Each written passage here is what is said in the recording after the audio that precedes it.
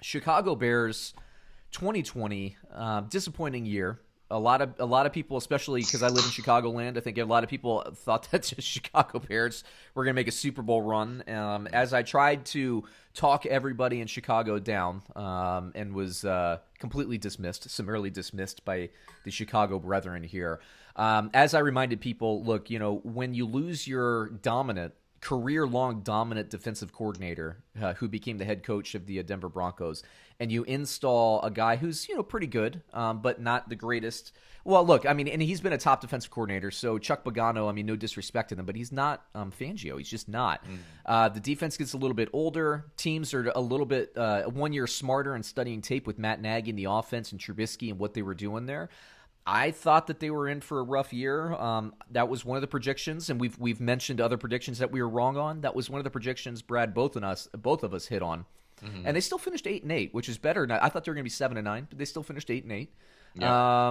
The whole thing comes down to Trubisky, man. He didn't wake up until he started involving some more people in the offense and using his legs more. And to me, Brad, let me know what you think, because I know you watched probably more Bears than I do, even though I'm in Chicagoland. I felt like last year's Chicago Bears team and the year 2 into year 3 of Mitch Trubisky was very similar to my criticism of the Cowboys and going from year 1 to year 2 at Dak, in that Trubisky and Dak, I think, are similar. I would say Dak is a better quarterback at this point, but I think they're similar in the fact that they're athletic, they can use their legs to move the ball, and they're not Russell Wilson and they're not Patrick Mahomes yet in their career. Right. So the best thing you can do as a play caller, and the best thing you can do if you're Dak and if you're Trubisky, is to use your legs more, extend drives.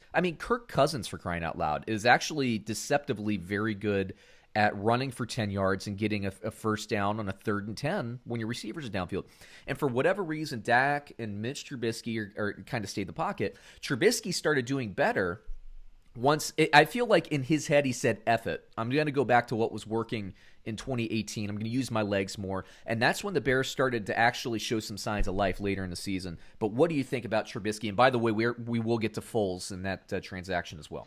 Well, regardless of the improvement that Trubisky had towards the end of the year, there was a stretch where he was garbage. He was. That's the appropriate term, garbage. Yeah, it is appropriate. And we would talk a lot about it. We would text each other, watch the same game. I believe maybe he was playing the Panthers, I remember specifically, or maybe it was Dallas, and it was just like a JV offense that had high school. It was bad. Right, and so it's not only did he not progress, which he should be progressing. Yes, and especially in that offense, which is kind of like Andy Reid concepts and helps a quarterback, a raw quarterback continue to progress. That's troubling as well. But please continue. Yeah, well, he didn't progress, but not only did he not kind of stay the same, which I think people would have allowed and accepted, but he went backwards, So he wasn't that good to begin with, and then he went backwards. And I don't think what helps his cause is the fact that Patrick Mahomes was taken after him, right? And so was Deshaun Watson. And so was Deshaun Watson. And the Bears traded a ransom to move up one spot when they didn't have to trade up at all because San Francisco had no interest in moving down. Yeah, right. So we're in, it's my opinion that we're in a time where if you are good, you can come in now and make a serious impact. Absolutely. And be the guy. Dak did it and Deshaun did it, and we're plugging these guys in, and they're throwing for 350 yards and 3 touchdowns, and I think it's because the rules dictate as such. Yep. And he looks like he's not that fast. He doesn't appear right. There's nothing exemplary that comes from him. He's not overly fast. He's not overly bright. His decision making is not overly impeccable, and it's just like it's accumulated into this one manila wallpaper product. Yeah, it's intriguing. I have his game log up from last year, and it looks like his first 7 games he had 5 touchdown passes and 3 interceptions in his first 7 games. It looks like one of them he might have gotten hurt because he only had 3 attempts. His quarterback rating garbage, which I'm not the biggest fan of quarterback rating anyway, but you can see 5 touchdowns in 7 games. We're in 2020. This isn't 1952. Well, exactly. But why wouldn't you be a fan of quarterback rating? I mean, I think it's appropriate. I just don't think. I think sometimes it will blend. I mean, it's a good barometer season long, but I think sometimes it looks at the long thing. I think that's why what's his face, Dilfer and ESPN tried to create that QBR, which I also am not a big fan of. I like the QBR. The QBR, when he put his whole thing together, and then the ESPN stat folks, ran the numbers, and they love the computation and all that. They love the algorithm, and they're pumping everything in there. So they're running it historically to see who the best QBR of all time. You know who was number 1 on the list? Charlie Batch was number 1 in QBR, and so they saw people they saw it, and they're like, Charlie Batch, and they're like, we need to adjust this. So I mean, it's gone through. I'm just it's an okay barometer, but it's not the end all be all for me. Okay. Like if I see the Charlie Batch thing just skewed me. So like for example, like I'll give you a great example. So let's take a guy like, and I don't have numbers in front of me, but I'm just trying to illustrate this as a point. So you remember Brad Johnson? He played for the Redskins, played for the Bucks, won a Super Bowl with the Bucks. Oh yeah. This dude was the king of the half-yard completion. He'd have like 50 completions and 75 yards of passing. But he wouldn't throw interceptions because he's only throwing the ball half-yard down the field.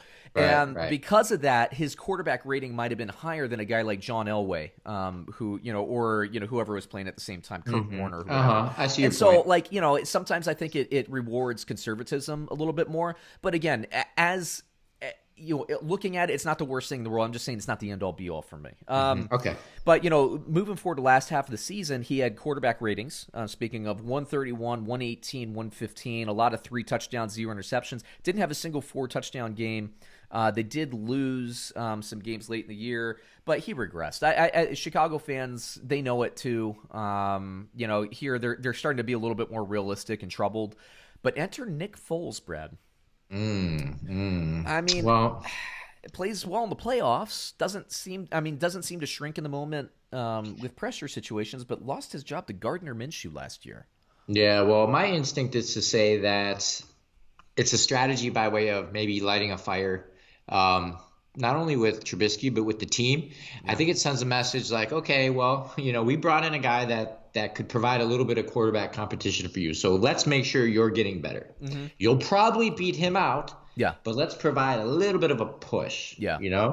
And then I think it tells the rest of the team, like, hey, like, we're not just gonna keep Trubisky just because we're paying him. Like, we're invested in our team being better, so we brought this other guy in.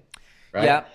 And honestly, the Chase Daniel, their backup quarterback, has played the last 2 seasons. So they did upgrade whoever that second quarterback is there. And Trubisky, if he does use his legs, he's going to be susceptible to injuries a little bit more.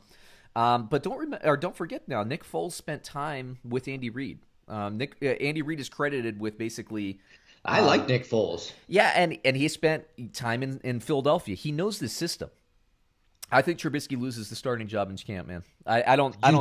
Yeah, I mean, I know it's competition. I know Trubisky. I agree with you. I think he's kind of like an unthreatening.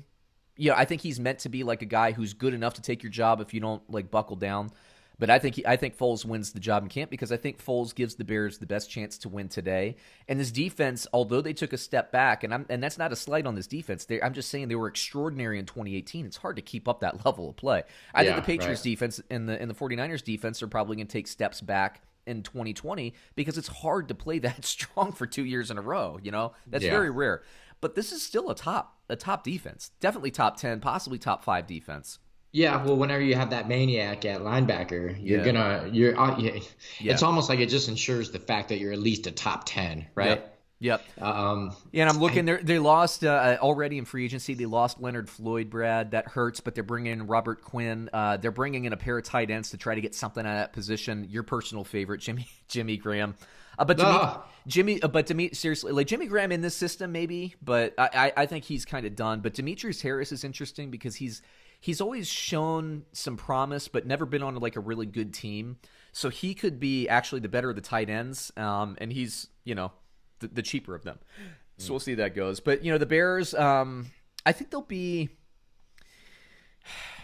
I don't think they'll get worse next year. Now, record-wise, maybe they finish a 7-9. I think it's so close that they could go 7-9. They could even go 10-6. None of that would surprise me. But in this division, my feeling is that they go 8-8 again, but be a better 8-8. And we'll see where that goes. Yeah, man. I could see that. I could see them being a little bit stronger, a little bit buttoned up, even though the record doesn't dictate. Yeah, because sure. I think Green Bay will be better. I think Detroit will be better. I think Minnesota will be better. So that interdivision competition is going to be much more difficult, I think, next year even than last year was, with two teams that made runs in the playoffs. You know? You had Minnesota and Green Bay as two of the top, the last four teams in the playoffs last year. This is not. This is not a cakewalk of a division. So it'll be interesting. It is not. I do think the Bears got better, but I don't know what that means yet, and we'll talk a little bit more about that.